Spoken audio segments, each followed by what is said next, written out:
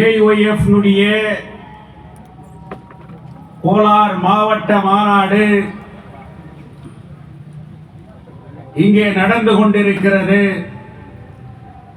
காலையிலே நூற்றுக்கணக்கான இளைஞர்கள் நகரத்தினுடைய ஜார்ஜ் மன்னர் அரங்கத்திலே இருந்து தங்கவயல் மக்கள்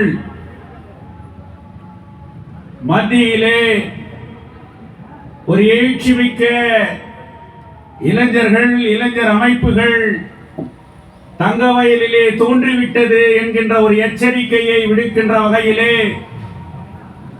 பல்வேறு கோரிக்கைகளை வைத்து மிகவும் முழக்கத்தோடு அந்த ஊர்வலம் வந்து இந்த நாட்டிலே அரசியல் சாசன சட்டத்திற்கு ஆபத்து ஏற்பட்டிருக்கிறது. அந்த அரசியல் சாசன சட்டத்தை காப்போம் என்கின்ற அந்த கோஷத்தோடு ஏஒய்எஃப் பாபா சாஹேப் அம்பேத்கர் அவர்களுக்கு மாலை அணிவித்து ஏஒய்எஃப் மாநாட்டு கொடியை மாநில தலைவர் தோழர் ஹரிஷ் பாலா அவர்களும் தமிழகத்திலிருந்து வந்திருக்கின்ற தோழர் நிறுவன் அவர்களும் முன்னிலை வகித்து ஏற்றி வைத்து இந்த மாநாடு சிறப்பாக நடந்து வருகின்றது. கோலார் தங்கவயலில் சுமார் 30 ஆண்டுகள் இடைவேளைக்கு பிறகு இப்படிப்பட்ட இளைஞர்கள் ஒன்று திரண்டு நடத்துகின்ற முதல் கோலார் மாவட்ட மாநாடு. இந்த மாநாடு ஏதோ இளைஞர்கள் கூடினார்கள், கோஷமிட்டார்கள், எங்கே பந்தல் அமைத்து பேசிக் கொண்டிருக்கிறார்கள், இன்னும் சில நேரத்திலே அவர்கள் கலைந்து விடுவார்கள் என்பதல்ல. இந்த மாநாடு தங்கவயலில் இருக்கின்ற பல்வேறு கருப்பு ஆடுகளை தங்கவயலை சூறையாடி தங்கவயலை ஒரு வியாபார தலமாக ஆக்கி முதலீடுகளை போட்டு ஆட்சிக்கு வந்து இன்றைக்கு கோலார் தங்கவயலை கொள்ளையடித்துக் கொண்டிருக்கின்ற ஒரு கூட்டத்தை விரட்டி அடிக்கின்ற ஒரு இளைஞர் எழுச்சி மிக ஒரு அமைப்பு இங்கே தோன்றி இருக்கிறது என்கின்ற எச்சரிக்கையோடு இந்த மாநாட்டிலே நான் ஒரு சில கருத்துக்களை பகிர்ந்து கொள்ள நினைக்கின்றேன். இன்றைக்கு இளைஞர்கள் மத்தியிலே ஏஒய்எஃப் என்றால் அவ்வளவாக இன்றைக்கு இளைஞர்கள் மத்தியிலே இது புரிவதற்கு இன்னும் சில காலங்கள் ஆகலாம். ஆனால் தங்கவயலில் இருக்கக்கூடிய இளைஞர்களை நாம் தவறாக சொல்ல முடியாது. அவர்கள் ஏதோ பழக்கத்திற்கு அடிமையாகிவிட்டார்கள், அவர்கள் திசை மாறி போய்விட்டார்கள், அவர்களை ஒன்று சேர்க்க முடியாது என்று எல்லோரும் நினைத்துக் கொண்டிருக்கிறார்களே, அவர்கள் அனைவரையும் ஒன்று திரட்டி தங்கவயலிலே மிகப்பெரிய எழுச்சி மிக ஒரு மாற்றத்தை ஏற்படுத்துகின்ற ஒரு அமைப்பு அது ஏஒய்எஃப் என்கின்ற அதை இந்த நேரத்திலே நான் குறிப்பிட கடமைப்பட்டிருக்கின்றேன். இந்த மாநாட்டை கோலார் தங்கவயலுடைய ஏஒய்எஃப் தலைவராக இருக்கக்கூடிய தோழர் ராஜன் அவர்கள் இங்கே முன்னிலையிலே இங்கே நடந்து கொண்டிருக்கிறது. இந்த மாநாட்டு ஏற்பாடுகளை எங்களுடைய தோழர்கள், இந்திய கம்யூனிஸ்ட் கட்சியினுடைய தோழர்கள் அனைவரும் இங்கே ஒன்றிணைத்து இந்த மாநாட்டை நடத்தி வருகிறார்கள். இந்த மாநாட்டிலே வாழ்த்துகின்ற வகையிலே இந்த மாநாடு வெற்றி பெற வேண்டும் என்கின்ற அந்த நோக்கத்திலே இது அடுத்த கட்டம் என்ன, ஏஒய்எஃப் கோலார் தங்கவயலில் மட்டுமல்ல கோலார் மாவட்டத்திலே ஒரு மாற்றாக எப்படி செயல்பட போகிறது, எந்தெந்த பிரச்சனைகளை விவாதித்து எனக்கு பிறகு இங்கு அனைத்து பிரதிநிதிகள் இருக்கிறார்கள். அவர்கள் விவாதித்து கோலார் மாவட்டத்தினுடைய தலைவரையும் செயலாளரையும் அதனுடைய ஆபீஸ் இருக்கக்கூடிய பல்வேறு பிரச்சனைகளையோ ஏஒய்எஃப் ஏன் எதற்கு இந்த நாட்டிலே ஒன்றுபட்ட இளைஞர் அமைப்பு மாற்று சக்தி ஏன் என்கின்ற விவாதங்களையோ இன்றைக்கு தமிழகத்திலே நாங்கள் எப்படி அதை முன்னெடுத்து செல்லுகின்றோம். ஸ்டாலின் அரசோடு கூட்டணியிலே இருந்தாலும் கூட ஸ்டாலின் அரசை எதிர்த்து இன்றைக்கு எப்படி இன்றைக்கு கூட்டணியில் இருக்கக்கூடிய ஏஒய்எஃப் எப்படி இன்றைக்கு செயல்பட்டு கொண்டிருக்கிறது என்று இங்கே நிரூபவர்கள் தெல்ல தெளிவாக எடுத்து சொல்லியிருக்கிறார். எங்களுடைய மாநில தலைவர் தோழர் ஹரீஷ் பால் அவர்கள் எப்படிப்பட்ட ஆட்சி இந்த நாட்டை ஆண்டு கொண்டிருக்கிறது, இந்த ஆட்சி இளைஞர்களை எப்படி சீரழித்து கொண்டிருக்கிறது, இளைஞர்களுடைய கனவாக இருக்கக்கூடிய அந்த வேலை வாய்ப்பு திட்டத்தை முறியடித்து இன்றைக்கு எப்படி இந்த நாட்டை கூறுபோட்டு கொண்டிருக்கிறது, இந்த நாட்டை ஆண்டு கொண்டிருப்பவர்கள் எதை நோக்கி சென்று கொண்டிருக்கிறார்கள் என்பதையெல்லாம் தெல்ல தெளிவாக இங்கே எடுத்துரைக்கிறார். இந்த மாநாட்டிலே பல்வேறு கருத்துக்களை இன்றைக்கு நாம் சொல்ல கடமைப்பட்டிருக்கின்றோம். கோலார் தங்க வயலிலே இளைஞர்கள் முன்னிலிருக்கக்கூடிய முக்கியமான பிரச்சனைகள், இன்றைக்கு இளைஞர்கள் ஒன்றுபட்டு நிற்க வேண்டிய பிரச்சனைகள், முக்கியமான கருத்துக்கள் இங்கே இருக்கிறது. கடந்த நவம்பர் 5ஆம் தேதி இன்னைக்கு தங்க வயலில் இருக்கக்கூடிய எல்லா தாய்மார்கள் இருந்து இளைஞர்கள் இருந்து இந்த எல்லா அரசியல் கட்சியில இருந்து கோலார் மாவட்டத்தையே திரும்பி பார்க்க வைத்த ஒரு மிகப்பெரிய போராட்டம் தங்க வயலிலே நடந்தது. இன்னைக்கு ஐடிஐ படிச்ச, டிப்ளமா படிச்ச, அப்பெண்டிஸ் கம்ப்ளீட் பண்ண, என் ஊர்ல ஒரு ஃபேக்டரி இருக்குது, என் ஊர்ல நாளைக்கு எனக்கு அப்பாயின்மெண்ட் ஆகும், நான் கான்ட்ராக்ட்ல போய் வேலை செய்யறேன், 11 மாசம் ஆனவனே என் கான்ட்ராக்டை நிறுத்திடுறான், எனக்கு இன்னைக்கு மினிமம் 18,000 ரூபாய் கூட இன்னைக்கு சம்பளம் இல்லை, ஆனா என் ஊர்ல இன்னைக்கு ஒரு ஃபேக்டரி இருக்குது, அது மத்திய அரசின் கீழே இருக்கக்கூடிய ஒரு ஃபேக்டரி. இன்னைக்கு ஆயிரக்கணக்கான இளைஞர்கள் ஒரு கனவா இன்னைக்கு நினைத்து பெமல்ல எனக்கு ஒரு அப்பாயின்மெண்ட் கிடைக்காதா, பெமல்ல எனக்கு ஒரு அப்பெண்டிஸ் கிடைக்காதா, என் ஊர்ல நான் காலையில வேலைக்கு போய் மத்தியானம் வந்து குடும்பத்தோடு வாழ முடியாதா என்கின்ற அன்றாடம் நினைத்து கொண்டிருக்கின்ற அந்த இளைஞர்களுடைய கனவு 20 ஆண்டு காலமாக பல்வேறு போராட்ட வடிவங்களிலே எங்களுக்கு நிரந்தரமாக்கு என்று சொல்லுகின்ற 3000 கான்ட்ராக்ட் தொழிலாளர்கள் கடைசியா ஒரு கை பார்த்தல்லாம் நீயா நானா அப்படின்னு சொல்லி களத்திலே குதித்தார்கள். 3000 தொழிலாளர்கள், 3000 தொழிலாளர்களுடைய ஒன்றுபட்ட ஒரு போராட்டம், பெமல் கான்ட்ராக்ட் தொழிலாளர்களுடைய போராட்டம். இன்னைக்கு போலீஸ விட்டு பார்த்தா, இந்த ஊர்ல இருக்கக்கூடிய எத்தனையோ விதமான சக்திகளை பார்த்தா இந்த போராட்டம் நடக்க கூடாதுன்னு சொல்லிட்டு நினைச்சான். ஆனா அந்த போராட்டம் வெற்றிகரமாக நடந்து கொண்டிருந்தது. கூடிய அந்த ஒற்றுமை, நாங்கள் எங்களுடைய கோரிக்கையை நாங்கள் பெற்றே தீர்வோம் என்கின்ற அந்த உறுதி, அந்த போராட்டம் நடந்தது.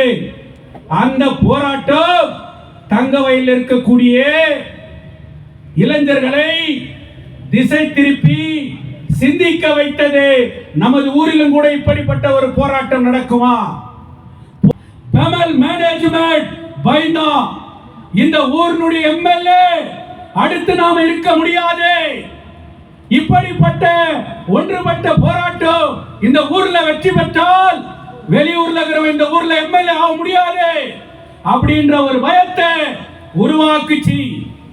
இந்த எம்பி இந்த ஊர்ல எப்படிப்பட்ட ஒரு போராட்டம் நடந்தா அடுத்து நாம அரசியல் பண்ண முடியாது அப்படி, அதனால இந்த போராட்டத்தை உடைக்கணும்னு சொல்லி, இந்த போராட்டத்தை திசை திருப்பணும்னு சொல்லி பல்வேறு சக்திகள் ஒன்று திரண்டு அந்த போராட்டத்தை அடக்க நினைத்தார்கள்.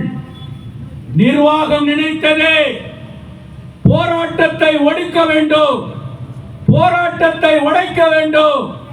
யார் அந்த கருப்பு ஆடுகளை தேடுவது, அந்த போராட்டத்தை திசை திருப்புவது எப்படி என்று நினைத்தார்கள் மேனேஜ்மெண்ட். அந்த போராட்டம் எப்படியாவது முடியணும், அதுக்கு என்ன பண்ணும்? யூனியன் ஒழியணும், அதுக்கு என்ன பண்ணும்? இவனுங்க ஒற்றுமையா இருக்கக்கூடாது, அதுக்கு என்ன பண்ணும் அப்படின்னு சொல்லிட்டு மிகப்பெரிய அனைத்து அரசியல் கட்சியும் ஆதரவோடு, தங்கவயல் மக்களுடைய ஆதரவோடு நடந்த அந்த போராட்டத்தை மேனேஜ்மெண்ட்டுக்கு கைகூலி வேலையை செய்தது எந்த அந்த சங்கம் இந்த போராட்டத்தை நாங்கள் நடத்துகின்றோம், உங்களுக்கு பெற்றுக் கொடுக்கின்றோம் என்று சொன்னார்களோ அதே சிஐடியு சங்கம், அதே அதனுடைய தலைவர் மீனாட்சி சுந்தரம், ஏஆர் பாவே மேனேஜ்மெண்டினுடைய கைக்கூலிகளாக மாறினார்கள். போராட்டத்தை அவர்களே திசை திருப்பினார்கள். அந்த போராட்டம் திசை மாறியது, அவர்களே மேனேஜ்மெண்டினுடைய கைக்கூலிகளாக மாறினார்கள். அந்த போராட்டம் முடிவுக்கு வந்தது. அதை தொடர்ந்து இந்த யூனியன் உடைக்கப்பட வேண்டும், இந்த யூனியன் ஒற்றுமையோடு இருக்கக்கூடாது என்று சொல்லி இன்றைக்கு யூனியன் உடைபட்டு 2 துண்டுகளாக இன்றைக்கு இருக்கிறது. இதுவும் மேனேஜ்மெண்ட் நினைத்த அந்த போராட்டத்தினுடைய திசைகள். இதையே நான் இங்க சொல்றேன் அப்படின்னு சொன்னா, ஏயுஐஎஃப் முன்னாள் தலைவர் இளம் சிங்கம் பாராளுமன்றத்திலே இன்றைக்கு இளைஞர்களுடைய பிரச்சனையை எழுப்புகின்ற எங்களுடைய எம்பி சந்தோஷ் அவர்கள் யாரும் லெட்டர் கொடுக்காத போது அவர் பாராளுமன்றத்தில் ராஜ்நாத் சிங்க்கு லெட்டர் கொடுத்து இந்த போராட்டத்தை ஆதரித்தது எங்களுடைய சிபிஐ எம்பி சந்தோஷ் அவர்கள். அப்படிப்பட்ட ஒரு போராட்டம், அப்படிப்பட்ட ஒன்றுபட்ட அந்த போராட்டத்தை திசை திருப்பியது யார்? இன்றைக்கு தொழிலாளர்கள் அங்கே பிளவுபட்டிருக்கிறார்கள். எம்எல்ஏவுக்கு கைக்கூலியாக மாறியது யார்? இந்த எம்எல்ஏவை துதிப்பாடியது யார்? இதை எப்படிப்பட்ட திசை மாற்றத்தை உருவாக்கியது?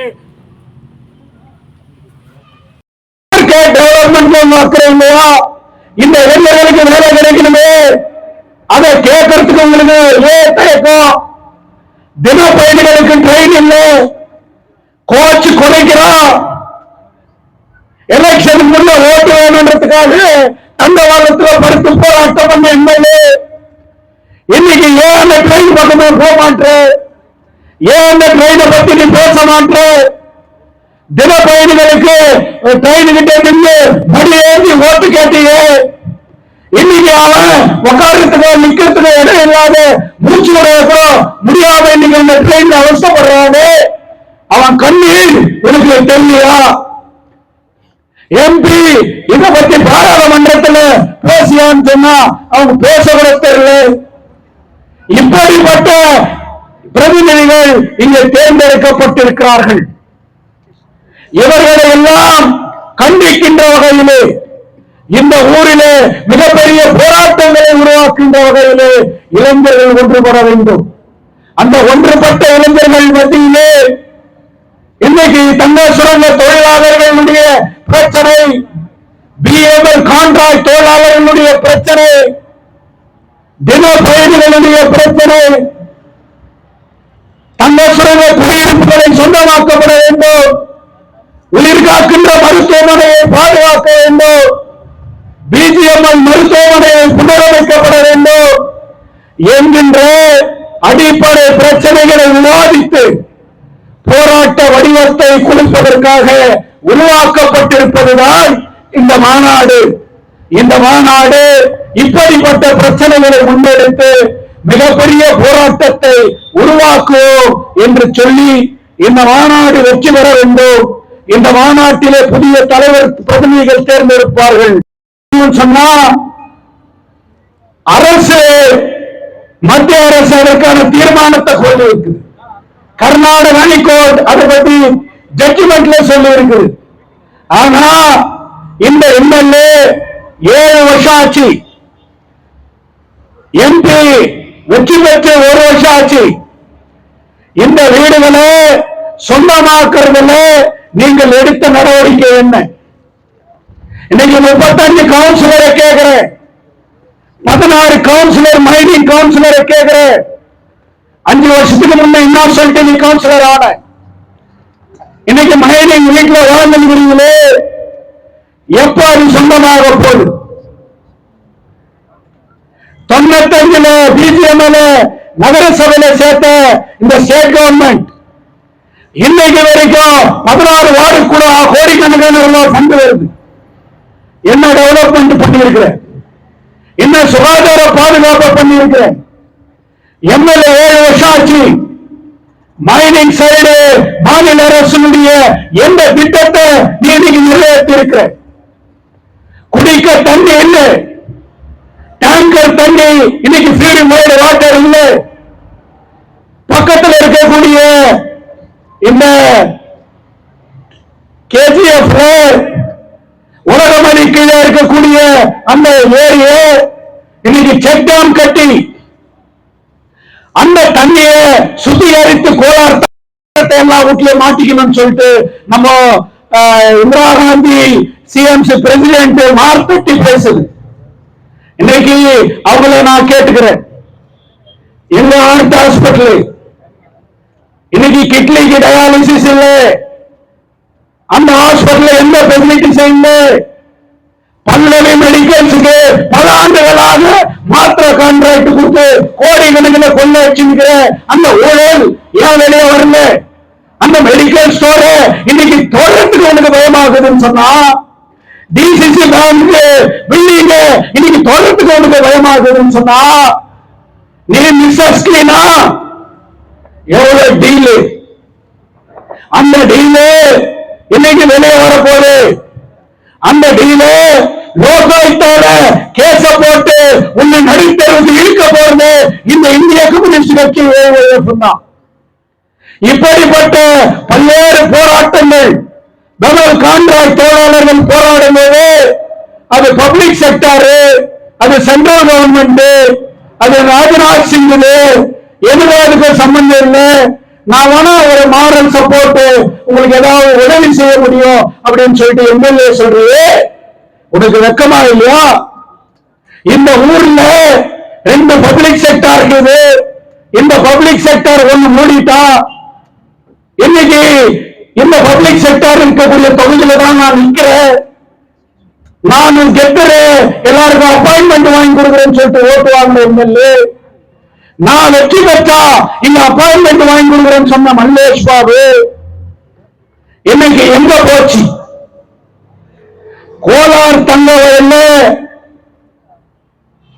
ஜடகா ஸ்டாண்ட வச்சு எத்தனையோ கட்டடங்களை கட்டி இன்னைக்கு வரைக்கும் அந்த கடைகள் ஏல விடாத ஒரு நிலைமை இருக்குது. எம்ஜி மார்க்கெட் உள்ள போய் பார், எம்ஜி மார்க்கெட்ல அவ்வளவு மோசமான ரோடு இல்லை, சுகாதாரம் இல்லை, சீர்கேடு. ஆனா இன்னைக்கு எம்ஜி மார்க்கெட்ல இருக்கக்கூடிய வியாபாரிகளுக்கு நான் பாதுகாவலன்னு சொல்லி இன்னைக்கு கோடிக்கணக்கில கொள்ளடிக்கிற ஒரு நிலைமை இன்னைக்கு இருக்குது. மைனிங் பகுதியில நான் இன்னொன்று முக்கியமா இங்க பேசணும். இன்னைக்கு இளைஞர்கள் தெரிஞ்சுக்கணும், நம்ம இருக்கிற வீடு சித்தராமையா இன்னைக்கு இருக்கிறார். எருவோர் திட்டம் ஏன் இந்த கோலார் தங்க வயல்ல இணைக்கப்படலை? வேட்டமங்கலம் தண்ணீர் ஏன் இந்த தாலுகாவுக்கு குடிநீர் நீராக மாற்றுகின்ற ஒரு திட்டத்தை ஏன் இன்னைக்கு கொண்டு வரல? கேஜிஎஃப்